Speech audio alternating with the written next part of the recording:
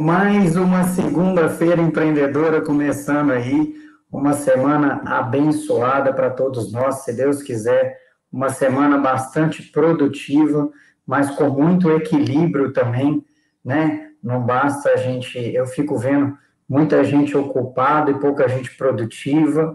A gente vai conversar muito sobre papéis aí que a gente desempenha na nossa vida pessoal e nossa vida profissional.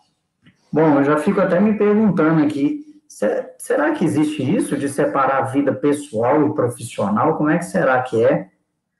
Hoje uma live muito, muito especial, porque a gente conseguiu, através da doutora Márcia Rezende, que eu sou fãzaço dela, fui colega dela lá no UFMG, quando eu dei aula lá na Federal de Minas Gerais, no curso de terapia ocupacional, e estreitamos aí, hoje somos grandes amigos, parceiros, e a Márcia sugeriu, Renan, vamos fazer uma segunda empreendedora, e é tão bom quando os participantes, aí já fica aí, gente, o convite, tá? Para vocês sugerirem quem vocês querem como convidado aqui, temas que vocês querem que a gente aborde aqui na segunda-feira empreendedora, na segunda empreendedora, para a gente já começar a semana inspirado. E aí a Márcia falou, não, queria tanto que você abordasse aí a vida do profissional autônomo, né? Como é que é empreender para o profissional autônomo? E eu lancei o desafio para ela, ô Márcia, quem que você gostaria aí de ouvir falando sobre isso? E aí ela me falou da Júnia. A Júnia, eu já acompanho ela desde da época que eu era estudante de terapia ocupacional. Nem vou falar, tá, Júnia, que tem 20 anos que eu formei, e então já tem muito tempo que eu acompanho a Júnia aí, a jornada profissional dela, sou muito fã da visão inovadora que ela tem da aplicação da terapia ocupacional no mercado. E, bom, já feita a introdução, não vou ficar falando muito aqui hoje, porque a Júnia tem um conteúdo riquíssimo para passar para a gente.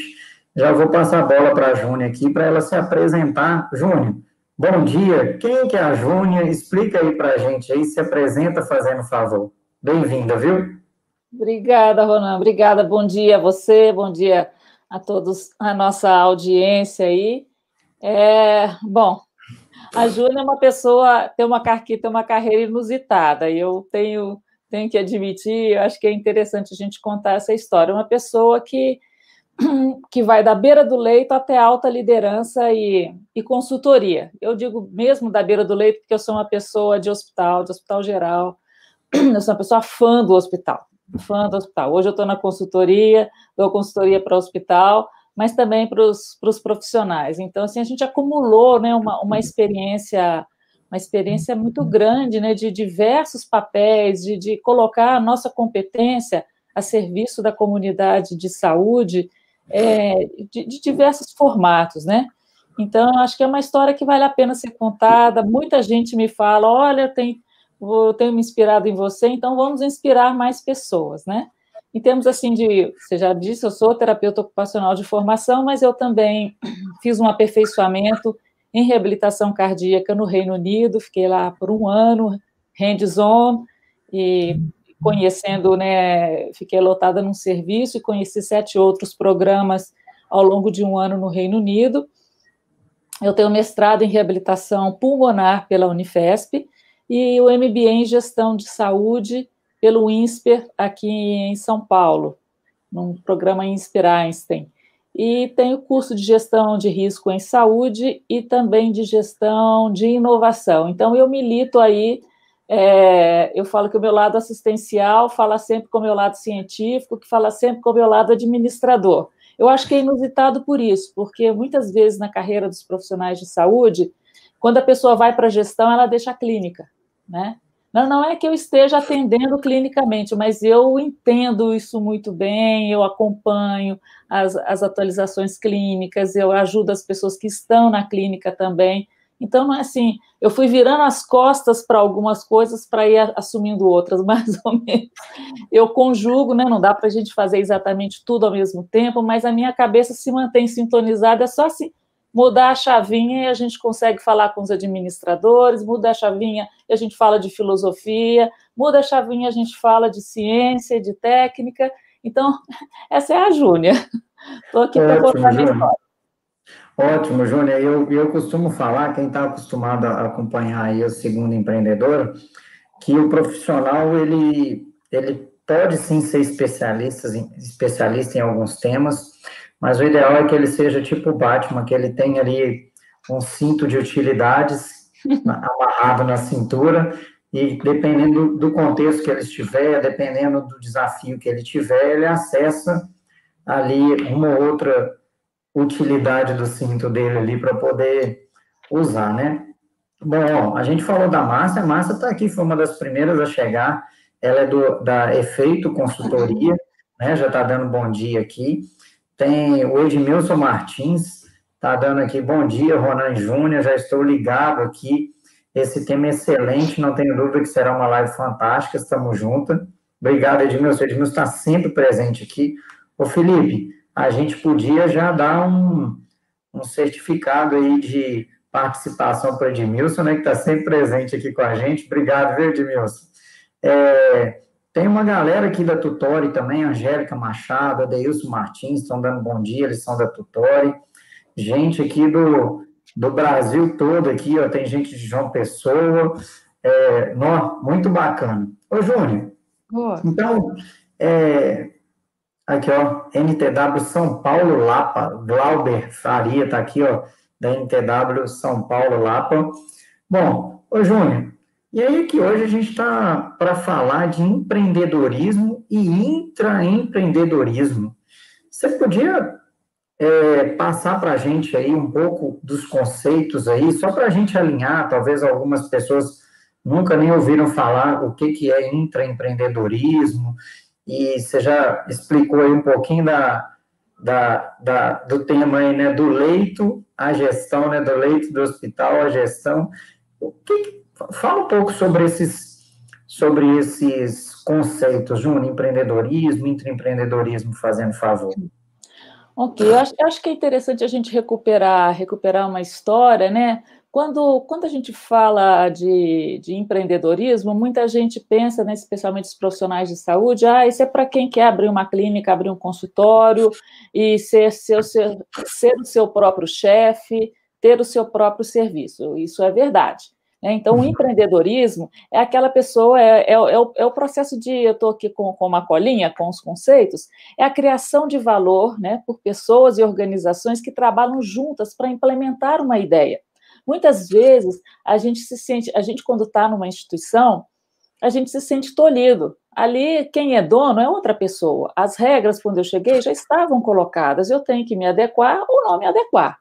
Então, toda a pessoa olha a instituição muito, muito como uma prisão, assim, a pessoa não tem espaço para criar. Então, quando ela quer fazer uma coisa do jeito dela, ela pensa, eu tenho que empreender, eu tenho que ter meu próprio serviço. Isso é verdade. Empreendedorismo é a criação de valor para implementar uma ideia através da aplicação da criatividade, capacidade de transformação, e a pessoa aí, ela toma um risco, né? Porque para a gente implementar um serviço, tem sempre um investimento, e você não tem certeza se isso vai dar certo. Você faz de tudo que é possível, todo o planejamento, toda a análise, conta com a ajuda de outros profissionais de outras áreas, mas tem sempre um risco. E nem todo mundo tem condição, tem perfil para empreender, para tomar risco, para ser persistente, porque ninguém monta um serviço, uma clínica, que seja iniciar até uma boa assistência domiciliar de uma hora para outra. Então, esse empreendedorismo é relativamente claro para todo mundo. Agora, o que é o intraempreendedorismo? E aí eu aprendi esse termo com um rapaz chamado Luiz Alexandre Chicane. Chicane foi um dentista empreendedor até premiado pela Endeavor. Você conhece a Endeavor? Sim, sou muito fã do Endeavor. O case dele foi tão premiado que se tornou um case de Harvard. Quando eu fiz MBA, a gente compra, né? A escola comprava os cases, né, de profissionais, de hospitais, para a gente estudar os cases de sucesso, e ele é um dos cases de Harvard. E eu consegui chamar o Chicane para fazer uma palestra lá no Amparo Maternal, que foi a última instituição que eu dirigi, e para justamente empoderar as pessoas. E Chicane falou o que é intraempreendedorismo naquele dia. Ele disse que intraempreendedorismo é a pessoa, é o processo de pensar com a cabeça de dono. Você está dentro de uma instituição, dentro de uma organização, ela não é sua, não é você que paga as contas de todo mundo ali, não é você que toma o risco, não é você o maior responsável, mas você olha aquilo como se fosse seu. Então, você vê coisas que podem ser melhoradas, novidades que podem ser implementadas, e você vai fundo. É claro, você tem que seguir as políticas institucionais, você tem que fazer uma política interna, você tem que fazer alianças internas, você tem que se esforçar um pouco mais, não é? Não vai ser nunca um intraempreendedor, o cara que chega, bate o crachá, faz aquilo que lhe é dado, passa o crachá, vai embora, tem um salário no final do mês. Eu na minha vida fui tem muito mais anos de intraempreendedorismo do que empreendedorismo, pode crer, né? Então é isso, intraempreendedor assim, e essa é uma visão interessante, porque hoje tem o SUS, os nossos profissionais são formados para trabalhar no SUS, né? Muitos têm empregos públicos ou prestam serviço para alguma entidade e acham que vão chegar ali e tem que se fazer só aquilo que lhe é dado. Não. Mesmo dentro do SUS, você pode ser um intraempreendedor, e o Brasil precisa disso. Precisa de gente criativa, não precisa de gente que passa o crachá na saída e na entrada só. Então, aí eu vou me valer de uma frase da professora Lília Magalhães. Ela disse isso no último encontro nacional de terapia ocupacional, antes de iniciar os congressos. Ela disse: não existe TO sem brilho no olho.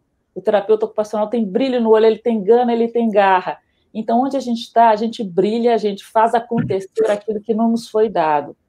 Entendeu? Então, o intraempreendedor é assim. A gente está falando aí de profissionais autônomos, né, que a sugestão aí é da Márcia Rezende, igual a gente falou no comecinho, e o profissional autônomo, ele tem que ser empreendedor e praticar o intraempreendedorismo, independente de onde ele estiver, né, como o próprio nome diz, ele é autônomo, né, ele é autônomo em todos os sentidos, assim, que ele tem que tomar umas decisões e ele é totalmente responsável pelo sucesso profissional dele, ou não. Você estava falando aí aqui na Tutória a gente atende diversos tipos de empreendedores e de intraempreendedores também, e aí um cara estava me falando assim que ele gosta de gestores, ele gosta de colocar gestores e você usou uma expressão aí que ele usou também, por isso que eu vou acrescentar aqui. Ele gosta de gestores, aqueles que provoquem o brilho nos olhos dos funcionários. Mas muito gestor está procurando funcionário com sangue no olho. Aí o gestor deixa o funcionário com sangue no olho, assim, vamos lá e tal, que não sei o quê, mas ele prefere lidar com gestores que provocam o brilho nos olhos, e tem muita diferença entre sangue no olho e brilho nos olhos, né, assim. Durante uma boa parte da minha carreira profissional, eu me dediquei com muito sangue no olho, e hoje em dia eu procuro muito mais fazer aquilo que me faz brilhar os olhos, né, ao invés de sangue no olho, né? Mas acho que os dois são importantes, dependendo da fase profissional que a gente está, né, e dependendo do momento que a gente está vivendo. Bom, ô Júnior, fala aí, assim, a gente está falando, então, de empreendedorismo, de intraempreendedorismo.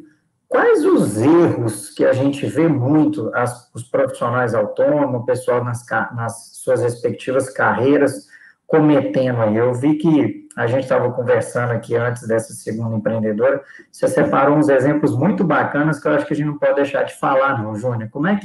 Quais são os principais erros que você já viu? Bom, então, assim, vamos colocar na minha fala, no mesmo balde, tá? O empreendedorismo e o intraempreendedorismo, certo? Vamos esquecer um pouco essa diferença e vamos colocar como a coisa que une esse brilho no olho, esse sentido de propósito, isso é que é o mais importante. O dinheiro, a visibilidade, tudo isso, na verdade, ela é consequência, tá? Então, vamos focar naquilo que a gente tem que entregar bem. É claro que a gente só vai conseguir entregar bem se isso está dentro de nós. Então, se a gente realmente tem isso como valor, se a gente tem esse foco, a gente vai entregar e o resto vai ser uma consequência, tanto dentro das organizações, quanto fora, se a gente tiver também no na nossa própria organização. Então vamos lá. Eu separei exemplos a partir da minha carreira, e aí eu vou contando a história da minha carreira, e eu vou pontuando os exemplos, tá? Eu comecei, na verdade, comecei numa clínica, né? Numa clínica infantil, e era uma casa em Belo Horizonte que tinha um quintal e tinha lá, como a gente fala em Minas, um barracão, como se fala aqui em São Paulo, uma edícula. Então, o primeiro setor de terapia ocupacional dessa clínica foi lá. Foi onde eu conheci que barata come tinta, porque aí a gente viu pequenas fezes de barata colorida. Esse foi o primeiro lugar que me foi dado. Mas a partir do momento em que eu fui provando o meu valor na clínica, eles me mudaram lá do barracão do fundo, que dividia a parede meia com a casa do lado, eu passei até a sala da casa, a sala de visita, né? E o setor de TO foi mudado para lá. Então, a primeira coisa, gente, é a gente mostrar o nosso valor, a gente se empoderar desse valor. Tive a humildade de aceitar aquilo que me foi dado para começar. Então, a gente não recusa, a gente entra, mas a gente faz mudar de status. Essa é a primeiro exemplo, né? A gente não ser soberbo, né? Ver o que dá para aceitar para começar, mas a gente também não precisa ficar nesse lugar. Depois de lá, eu passei no concurso da UFMG e fui a primeira professora ex-aluna do curso de terapia ocupacional de graduação. E lá eu implantei o serviço de terapia ocupacional em cardiologia, tive um projeto de extensão que, na verdade, se iniciou quando eu era graduanda. Na graduação, eu aprendi TO em cardiologia e a única coisa que me foi pedido foi que procurasse um paciente no Hospital das Clínicas e fizesse uma avaliação e propusesse um plano de tratamento para entregar para o professor. Só que as intraempreendedoras estudantes, né, eu e mais 2 colegas, isso era junho, a gente estava atendendo uma pessoa que ia operar do coração e a gente viu a necessidade, então nós pedimos autorização dentro da unidade do Hospital das Clínicas e atendemos essa pessoa. A gente iniciou uma TO em cardiologia aí, quando a gente não tinha muitos exemplos, a gente tinha só algumas referências teóricas, né? Então, o segundo exemplo a segunda lição você tem ferramentas, está diante de um desafio, né? Então, isso que você falou, eu tinha todas as bases da terapia ocupacional, bastava aplicá-las no paciente cardiológico, e assim a gente fez. Não foi assim, nunca. A gente estudou isso, mas a gente nunca tinha visto isso na prática. A prática estava começando ali e isso se perdurou, né? Porque depois eu implantei também essa disciplina no curso de graduação de terapia ocupacional. E ali eu fui a primeira professora ex-aluna e a gente acreditou que a gente podia negociar espaços e negociamos com ambulatórios e fomos implantar isso. Muito bem. Fiquei 10 anos na UFMG e me mudei para São Paulo. Meu marido foi transferido para cá, aí eu falo que eu tinha um nome na docência, e aí que eu tive que começar tudo de novo. Quem eu era aqui em São Paulo, né? Então, tive que começar de novo. Ô, Júnior. E comecei da clínica de novo. Então... Clínica, consultório, e aí outra carreira em São Paulo. Legal. Só antes de você contar aí da sua carreira em São Paulo, uma coisa que eu achei muito interessante, sem falar do cocô colorido das baratas, né?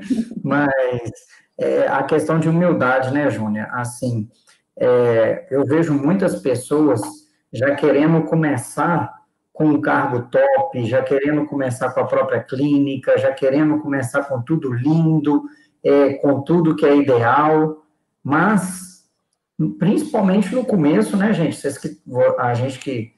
Quem tiver aí no começo de carreira e tudo, a humildade é fundamental, né? E eu sempre falo, Júnior, que o que o mercado quer é que o mercado de trabalho ele é interesseiro. O mercado de trabalho, ele primeiro quer ver os resultados que você entrega para depois reconhecer os resultados que você entrega. Então, muitas pessoas já querem pular de fase e já querem alcançar o reconhecimento do mercado muito rápido. Uma vez eu ajudei uma menina que era minha aluna a arrumar um emprego, e aí, um tempo depois, ela me ligou, falando assim, Ronan, eu não quero trabalhar mais nessa empresa aqui que você me ajudou a... E antes era o sonho dela trabalhar nessa empresa. Não, porque eles já tiveram 4 oportunidades aqui de me promover aqui nessa empresa, e aqui é muito injusto, eu não fui promovido até hoje, tal, que não sei o quê. Aí eu escutei ela falando, e aí perguntei, porque eu não lembrava direito quando que ela tinha começado a trabalhar lá. Eu falei assim, tá, fulano, mas tem quanto tempo mesmo que você está aí? Já tem 9 meses que eu estou trabalhando aqui na empresa, eles não me promoveram até hoje. Eu falei, nossa, gente. Então, humildade, paciência, né? A gente está falando de erros aí. Às vezes o funcionário, o profissional, ele é muito afoito de alcançar o reconhecimento, de alcançar uma promoção, de alcançar o cargo que ele quer, mas isso leva um tempo, né, Júnior? Assim, e é muito importante a gente ter a humildade de, de primeiro querer gerar o resultado, aceitar as condições que nem sempre são as que você sonhou começar no mercado, para depois ir galgando novos degraus ali, não é isso? Isso é verdade. Aliás, tem um outro exemplo interessante dentro disso. Eu falei que eu passei no concurso para o UFMG, mas não foi da primeira, não, tá? Foi da terceira. Fiz 3 concursos lá. Fiz 3 concursos, sendo que o segundo eu perdi por meio ponto. Perdi a vaga por meio ponto. E fiz o terceiro concurso. Então, quando a gente quer alguma coisa, também a gente persiste, né? A gente tem o foco e a gente vai em frente. Então, aí me mudei para São Paulo. Me mudei para São Paulo e começa tudo de novo, né? Agora, me mudei para São Paulo, quando é que eu fui parar na Unifesp, no Lar Escola São Francisco, na Beneficência Portuguesa? Aí eu queria chamar a atenção por um ponto. Eu cheguei aqui, eu não conhecia ninguém, absolutamente ninguém. Conhecia, assim, da docência, né, as pessoas que davam aula aqui, mas não tinha relação pessoal. Mas aí um médico da UFMG me indicou para 2 médicos aqui, ele até meu padrinho de casamento, colega no Hospital das Clínicas, ele me indicou para um médico da cardiologia na Unifesp e um médico da angiologia da Beneficência Portuguesa. Então, eu ganhei essas 2 pontes. Então, gente, network é fundamental. Fundamental você conhecer pessoas, você gerar credibilidade, trocar com essas pessoas, porque quando você precisa, você tem, né, para te ajudar. E aí eu comecei, estive na Unifesp, e dali eu fui parar na pneumologia, porque não tinha nada na cardiologia aqui, e o professor Jardim me acolheu, e ali nós iniciamos, aí outro empreendedorismo, implantamos a TO em reabilitação pulmonar. Ele tinha visto isso no exterior, ele dava aula disso, mas na equipe dele não tinha terapia ocupacional. Então, a gente era um serviço e estudo, então fiz o mestrado em reabilitação pulmonar na Unifesp, lotada no Lar Escola São Francisco, que é a instituição parceira, e aí a gente desenvolveu essa área, fez um mestrado também, estudando um tema inédito, que é papéis ocupacionais de pacientes com doença pulmonar obstrutiva crônica, validando esse instrumento que serve também para as demais categorias de doentes e até pessoas não doentes também, né? Então, foi essa, assim, a mudança para São Paulo trouxe essa inovação.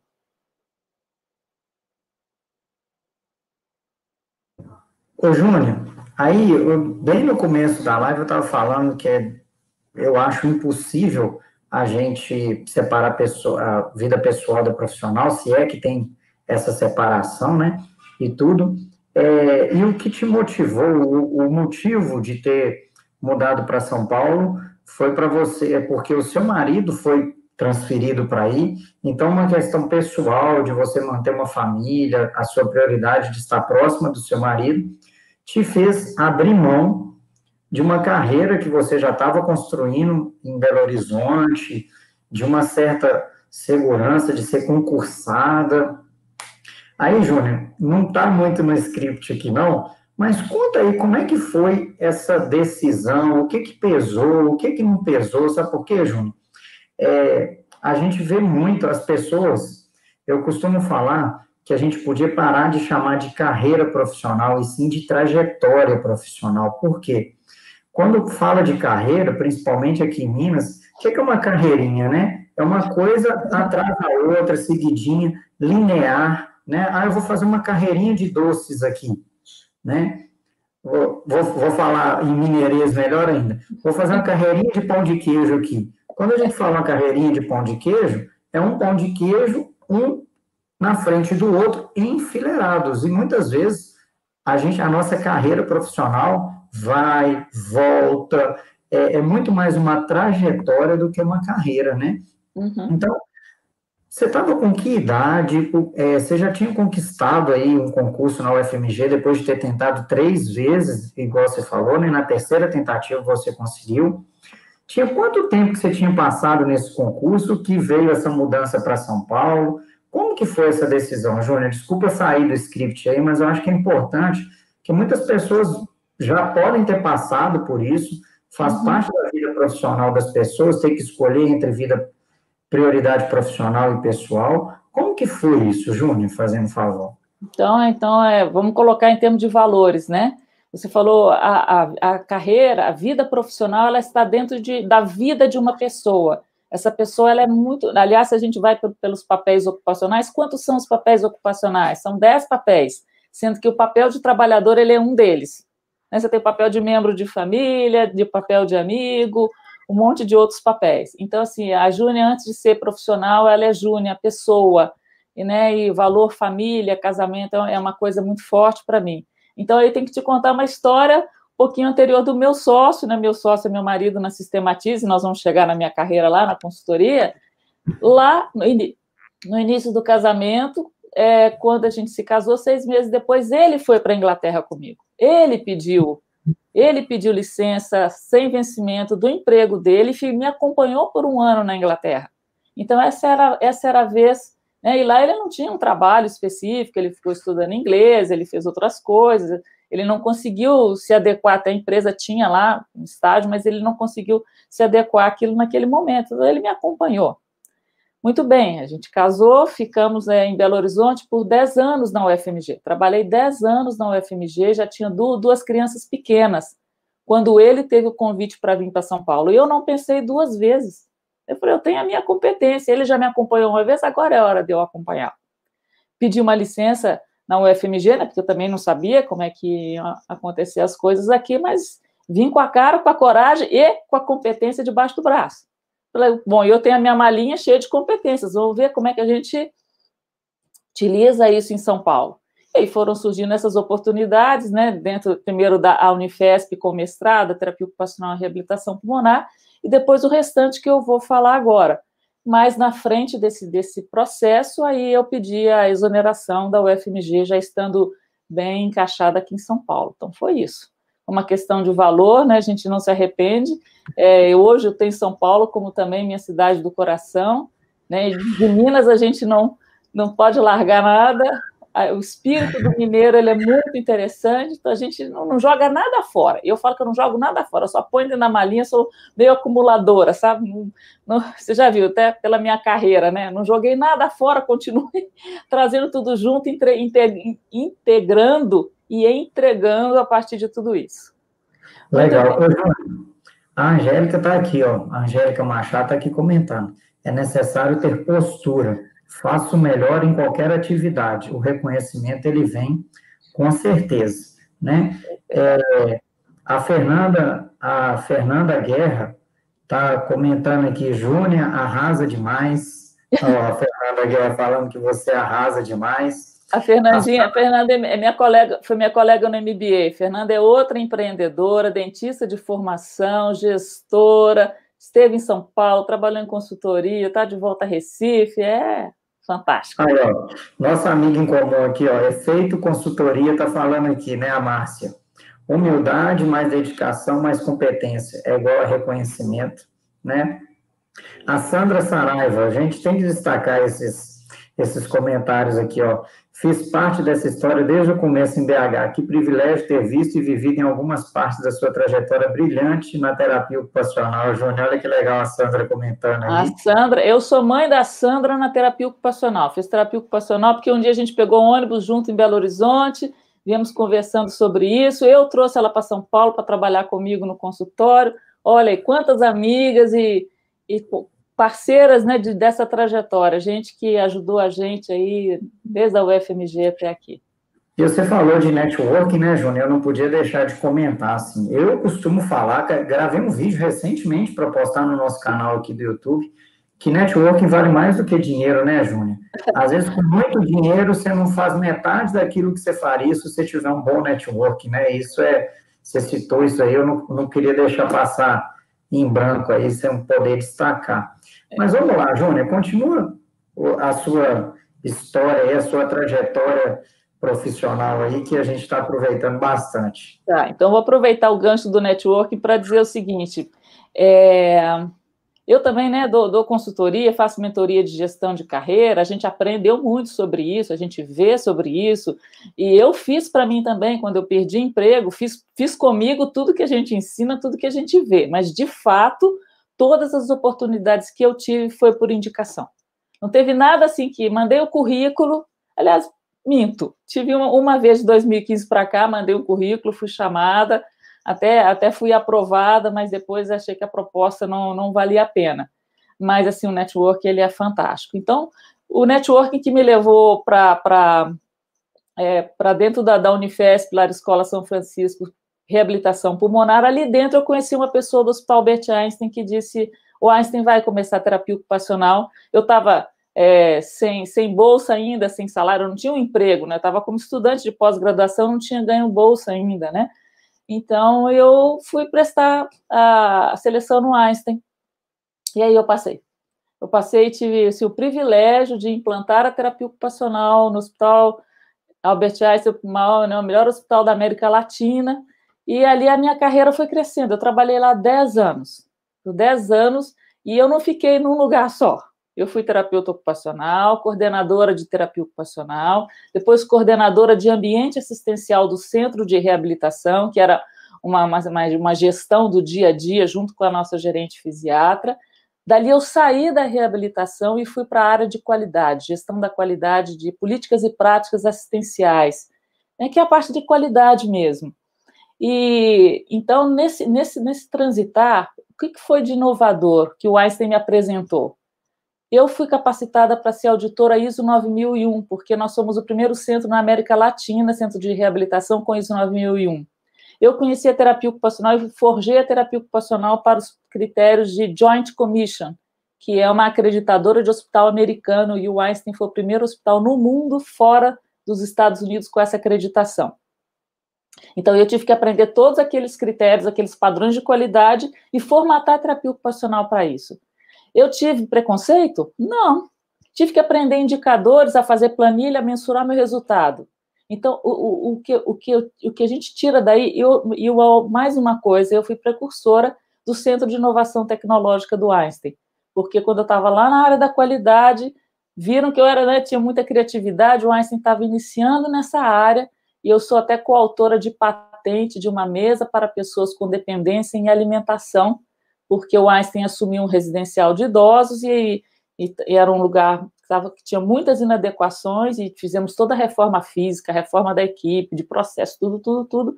E ali a gente viu que aquele refeitório não estava adequado para os idosos, a gente criou um modelo de patente, um modelo de utilidade, que chama, patenteamos isso, o Einstein paga essa patente até hoje, eu sou coautora.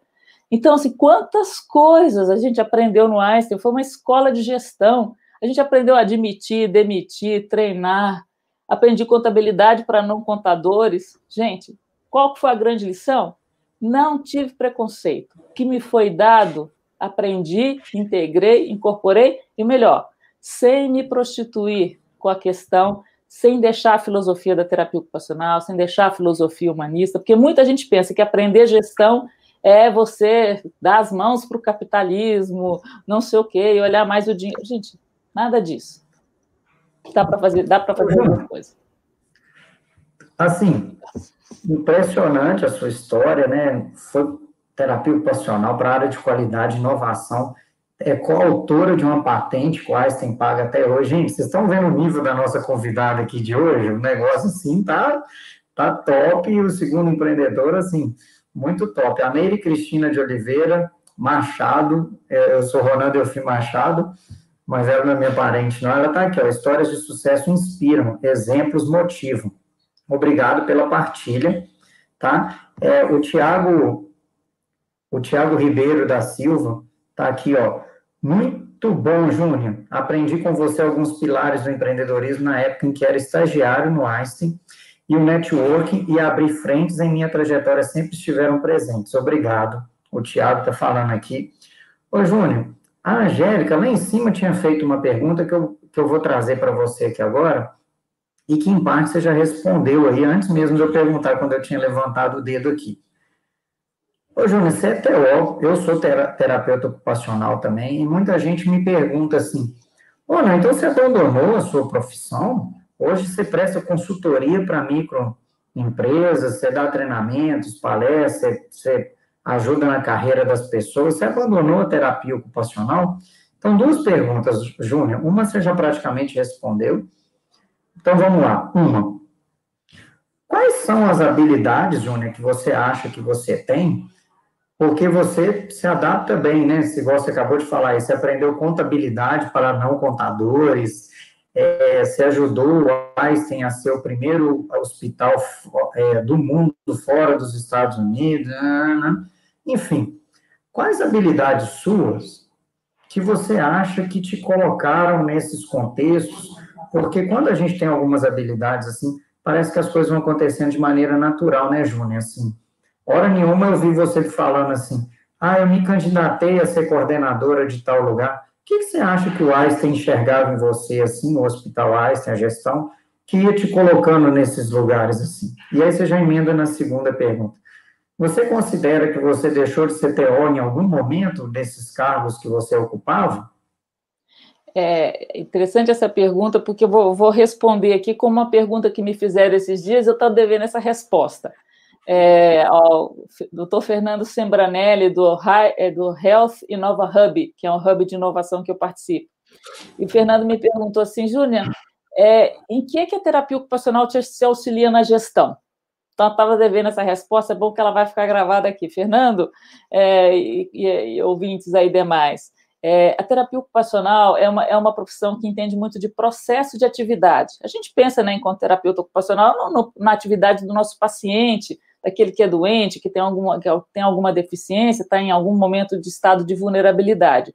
Mas essa capacidade de olhar o ser humano e destrinchar, né, as suas ações, desconstruir a sua ação e construí-la de uma maneira mais eficiente, que é a função, isso a gente foi treinado. Então, assim, eu tenho um olhar, uma vez eu fui entrevistada por uma grande consultoria, e o partner, né, o sócio consultor, ele disse assim, ele era arquiteto de formação, já trabalhando na consultoria financeira, ele disse o seguinte, você é como os arquitetos, você pensa em caixinhas, é mesmo, é processo, a gente desconstrói e a gente reconstrói.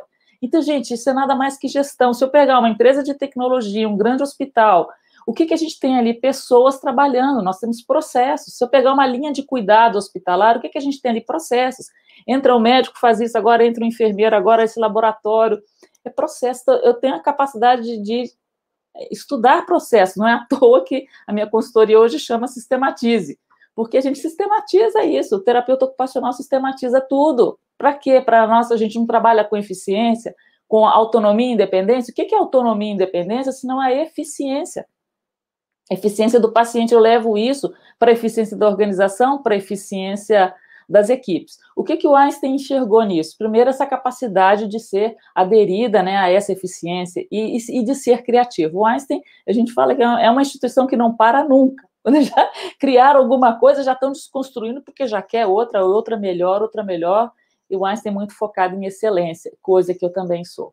Então, assim, eu estava falando para você aqui uns minutinhos antes, né, que eu estou na frente desde os 6 anos de idade, que eu apresento coisas, diz a minha mãe, né, dizia coisas de colégio, de jardim de infância, mas cada vez que eu venho, que eu me preparo, é como se fosse a primeira vez. Eu estava aqui, empolvorosa antes, arrumando o cenário, me arrumando, tudo direitinho, cuidando de cada detalhe, porque eu, com toda a experiência que tenho, não acho que o jogo está ganho. Eu não entro em nenhuma luta, nenhum embate, nenhuma batalha, achando que o jogo está ganho.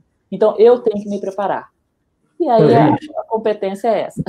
Deixa eu contar um pouco dos bastidores aqui, já que você tocou nesse assunto, Júnior, assim que... gente, a Júnior é a primeira convidada, ela é tão focada em excelência, se prepara tanto, que ela é a primeira convidada que 15 dias antes dessa nossa live aqui já estava tudo pronto. ela me mandou o roteiro, quer dizer, eu mandei o roteiro para ela, ela já me mandou devolvido aqui com o que ela quer comentar em cada parte. Eu fico imaginando, assim, vocês que acompanham a Segunda Empreendedora, eu sou danado para vir umas perguntas, assim, uns insights, eu faço pergunta fora do script. Eu acho que a Júnia vai me matar depois, que eu já fugi do script aqui umas 2 ou 3 vezes. Mas, Júnia, não tem jeito, só é Não, muita... mas aqui, ó, o papelzinho está aqui. Você foge, mas eu te volto para cá, ó. Isso aí, tá lá. Tá vendo, gente, como é que ela Tá até focada, super tá nem na organizada. tela. Não é à toa que a empresa dela chama Sistematize, né? Porque é impressionante o padrão que ela foca de excelência, de preparação. Então, assim, Júnior, não foi por acaso, com certeza, que você foi chegando onde você chegou e tendo essas conquistas aí durante a sua trajetória profissional. Bom, mas vamos voltar para a pauta, né, Júnior? Assim, Vamos continuar, vamos dar mais 3 passinhos aqui para finalizar a carreira, né? A trajetória, a história.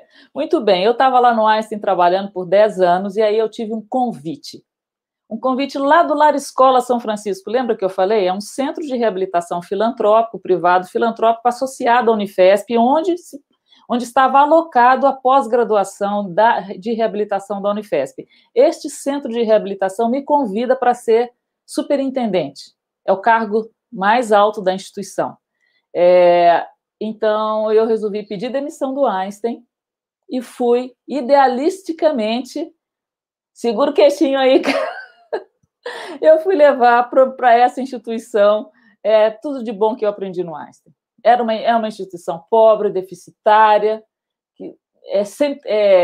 com mais de 60 anos de existência na cidade de São Paulo, né, mais ou menos a mesma idade da ACD e outras instituições congêneres da mesma época, e fui ser a mandatária geral. Então, assim, eu tive que ser... Aí, neste momento, eu estava no meio do meu MBA. Eu pude ali, gente, aplicar tudo.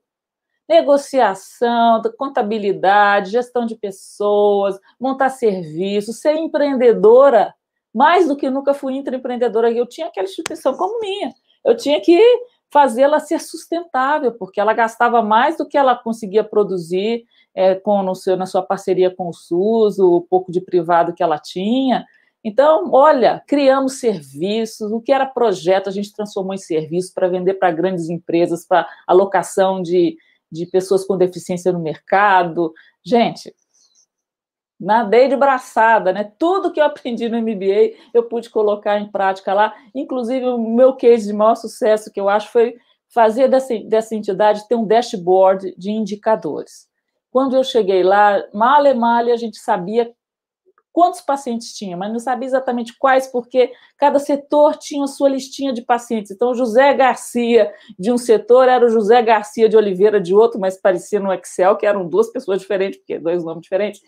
Então, assim, a gente implantou no Excel um verdadeiro BI, né? Um Business Intelligence, todas as informações, e eu trabalhei lá por quase 3 anos, e a Assembleia, a diretoria, resolveu entregar a entidade para a ACD. Quando a ACD lá chegou lá, e precisava, obviamente, de dados para conhecer a instituição, tudo que ela pedia, em no máximo 3 dias eu entregava, porque eu escrutinizei a instituição. Quantos profissionais tem, quanto tempo eles gastam com clínica, com supervisão, porque supervisionava alunos da Unifesp, quanto de faltas a gente tinha, por que os pacientes faltavam. Eu tinha indicador para absolutamente tudo. Na época, o presidente do INSPER, né, onde eu fiz o MBA, eu o convidei para conhecer, ele era assim também o presidente da Ambev, eu convidei, ele foi lá na nossa instituição conhecer a minha sala, o dashboard, né, todos os números na parede, e eu tinha a instituição na mão. Infelizmente, faltavam recursos para a gente fazer desses números, né, melhores, mas eu dei ali o meu melhor e acolhi muitas pessoas, ensinei muito, né? Também eu tenho muito isso, né? Eu falo que a minha veia docente, ela nunca secou. Então, se eu ia até a oficina ortopédica e eu queria um certo indicador, eu sentava com o rapazinho lá, falava com ele: fulano, abre o caderno aí e anota.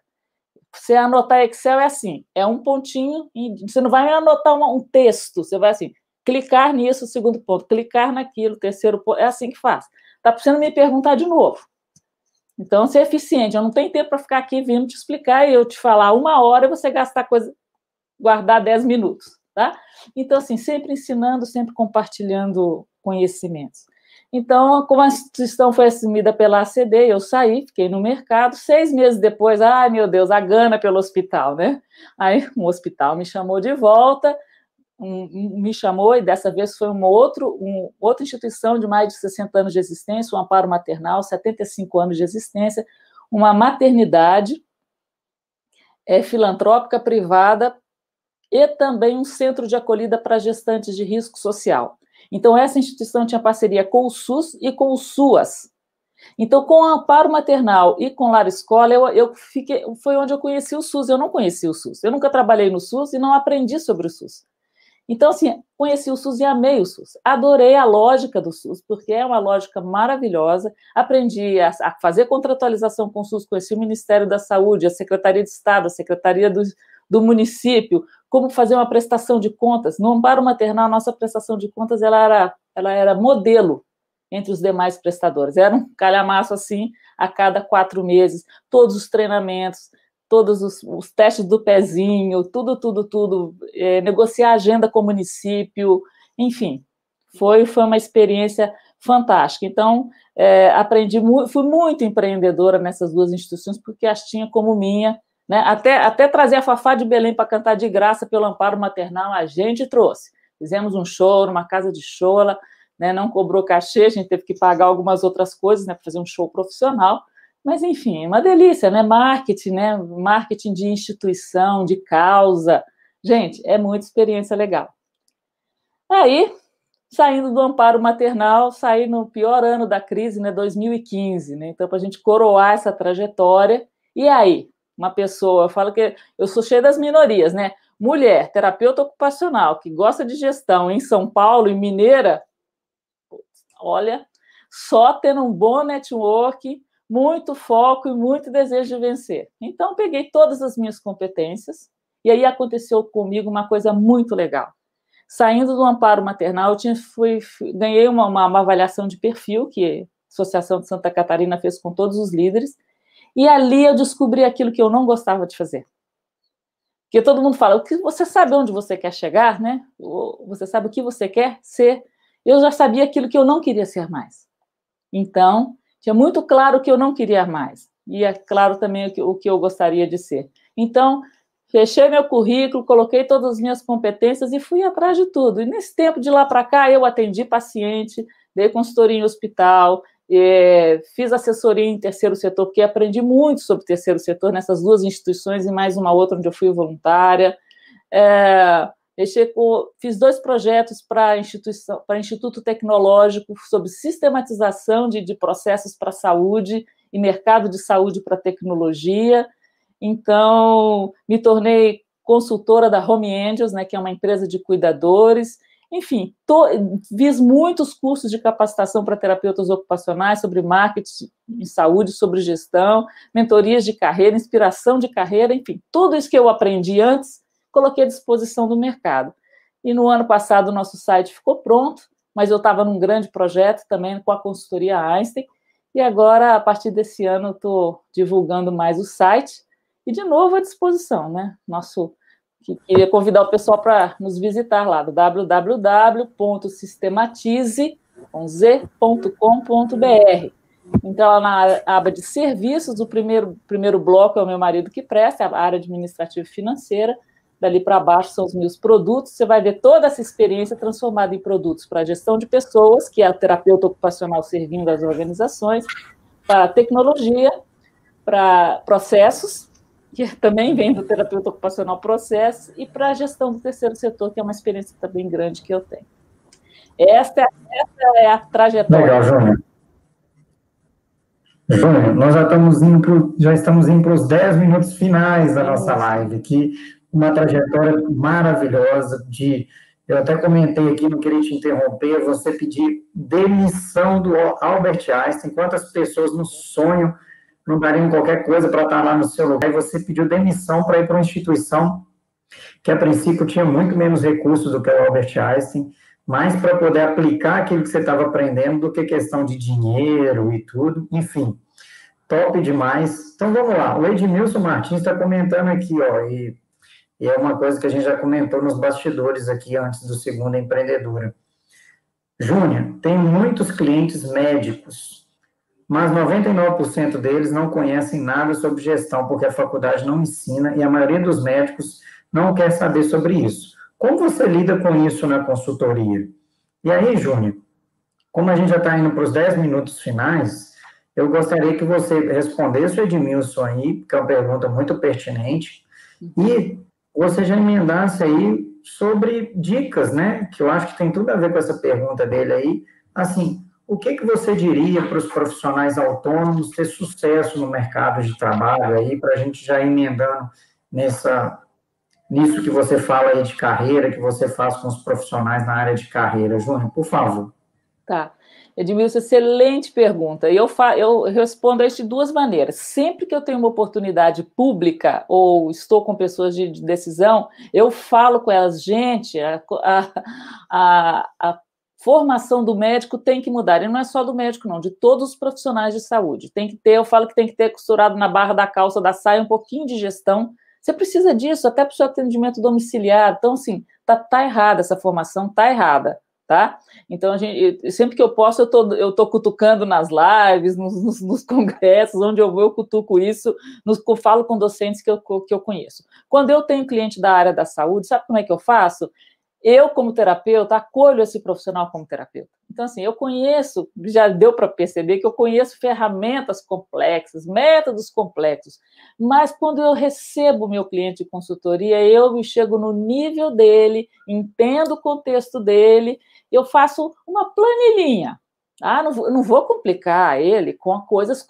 Ele não tem essa. Eu não vou assustar ele. Eu quero que ele realmente atinja o objetivo dele. Então, se eu não chego. É a mesma coisa de que você pegar uma criança com muita deficiência e que dá uma coisa complexa para ela fazer. Então, você não começa no mesmo nível, você não começa dando a mão, ajudando, segurando o braço para levantar a mão. Então, a mesma coisa. Você pega um profissional de saúde que precisa de gestão e não tem, dá a mão para ele, chega no nível dele, faz ferramenta que seja adequada, né? A gente faz assim. Então, gente, para fazer isso e para fazer todas as outras coisas, as minhas dicas que eu já listei aqui são as seguintes. A primeira, gente, é o autoconhecimento. Ouviram eu dizer? Quando em 2015 fui avaliada, eu sei o que eu não quero ser. Aliás, eu fiz uma publicação sobre isso no meu LinkedIn. Tá dizendo assim, você sabe aquilo que você não quer? Porque todo mundo te pergunta, você sabe que, né? Garanto que o Ronan pergunta. Ele vai receber o cliente dele, o que você quer? Você não sabe o que você quer? Lá vai o Ronan cobrar, né? Ronan não cobra, cobra das pessoas aquilo que começa assim cobrando, o que você não quer mais fazer, né? Porque às vezes a gente foi até meio traumatizado por aí, então eu já sabia que é aquilo que eu não quero. Então, autoconhecimento é muito importante, aquilo que você quer, que você não quer, quais são as suas competências, qual é o seu jeitão de funcionar. Eu sou aquela pessoa que se me dá uma planilha para olhar o dia inteiro, eu fico maravilhada. Olha a planilha, tiro os números, ou para analisar um processo, ou para escrever uma proposta, eu gosto muito disso. Segundo, abertura de mente, flexibilidade, estar aberto ao novo. Gente, para com esse negócio de preconceito.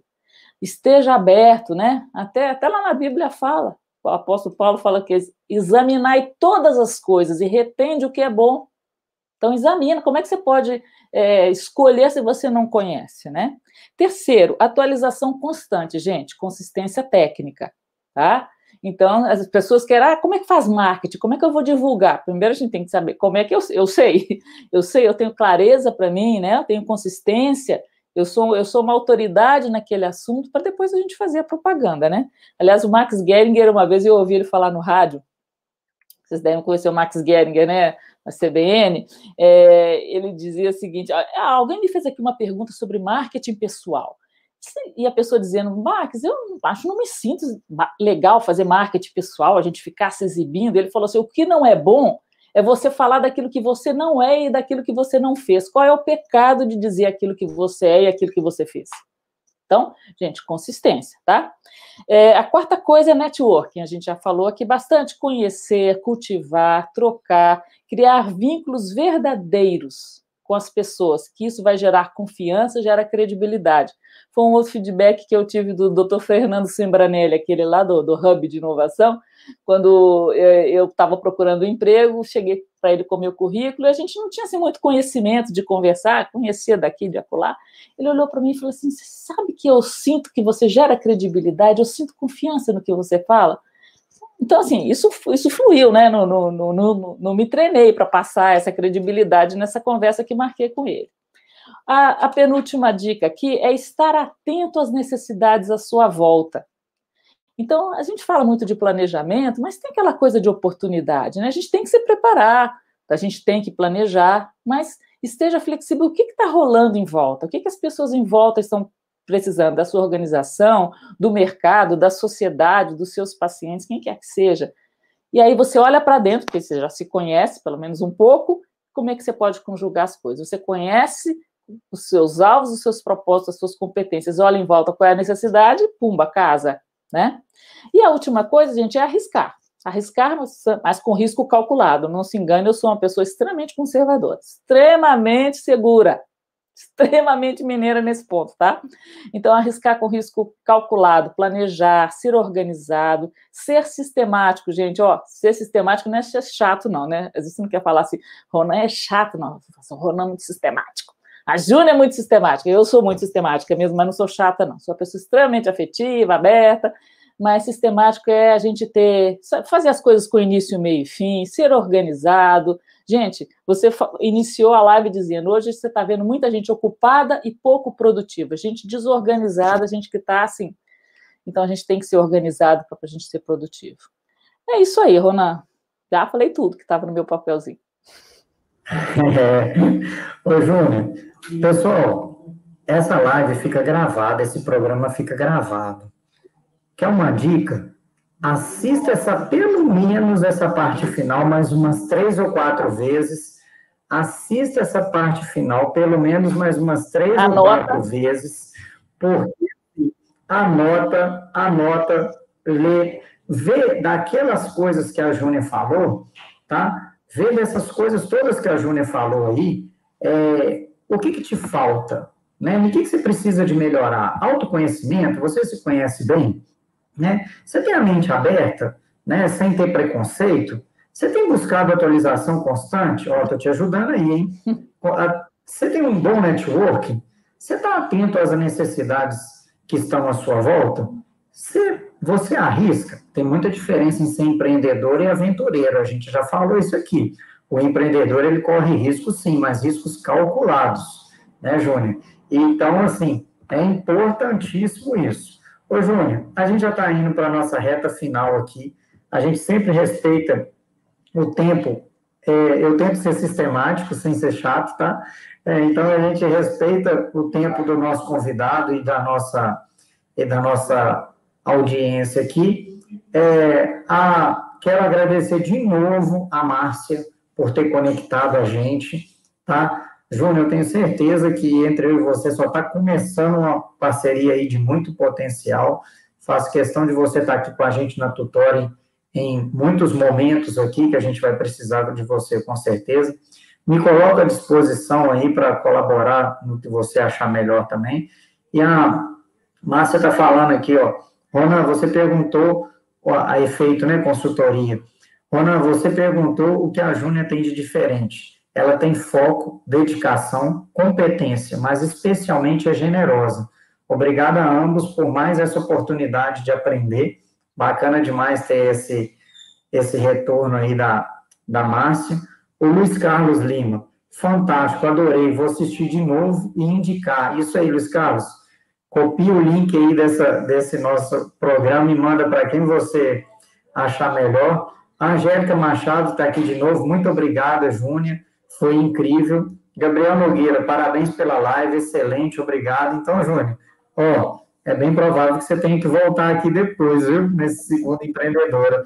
Não sei se você gostou de ter participado com a gente, se você seguiu o script direitinho, se saiu tudo sistematizado direitinho aí. Mas, Júnior, já te passando a bola para você deixar a sua mensagem final aí, e depois você me devolve que eu tenho que anunciar o nosso próximo convidado da segunda-feira empreendedora da segunda empreendedora que vem. Então, Júnior, qual que é a mensagem que você deixa para a gente? Então, resumindo tudo, eu forjei aqui, anotei a seguinte frase: pare, respire fundo, pense em você e no seu entorno, escreva as suas reflexões e planos e saia para executar, avaliando sempre seus resultados, ou seja, sistematize seus desafios. Muito obrigada, Ronan. Adorei estar com você e com toda a sua audiência. Muito obrigada. Obrigado mesmo, Júnior. Júnior, segunda-feira que vem, no nosso segundo empreendedor, a gente vai ter o Ragman Madeira. O Ragman Madeira, ele é nadador, atleta, e ele fundou a ONG de Peito Aberto. A ONG de Peito Aberto é presente em vários estados do Brasil, e ele é um empreendedor social, Júnior. E a gente falou aqui de empreendedorismo, intraempreendedorismo, e ele é um empreendedor social.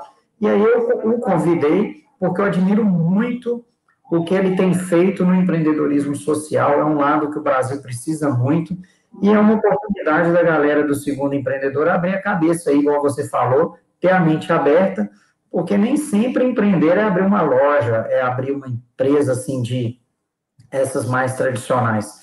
Às vezes, em volta da gente, tem oportunidades, a gente é um empreendedor social, e a gente não está conseguindo enxergar. Então, o Ragman Madeira vai estar aqui presente com a gente segunda que vem, para falar sobre empreendedorismo social, gente. Não percam, porque vai ser, assim, muito top, um bate-papo muito diferente, muito legal com o Ragman. E, Júnior, mais uma vez, muito obrigado, que Deus te abençoe aí. Parabéns pela sua trajetória profissional, que com certeza é muito inspiradora, e vai sempre mandando notícia, tá, Júnior? Não some, não. Tá bom. Valeu, gente. Obrigada, gente. 10h02, horário de Brasília, respeitando os nossos horários aqui, a nossa agenda. Gente, muito obrigado. Até segunda que vem com empreendedorismo social. Valeu, gente. Um abraço. Com Deus. Tchau, tchau. Tchau.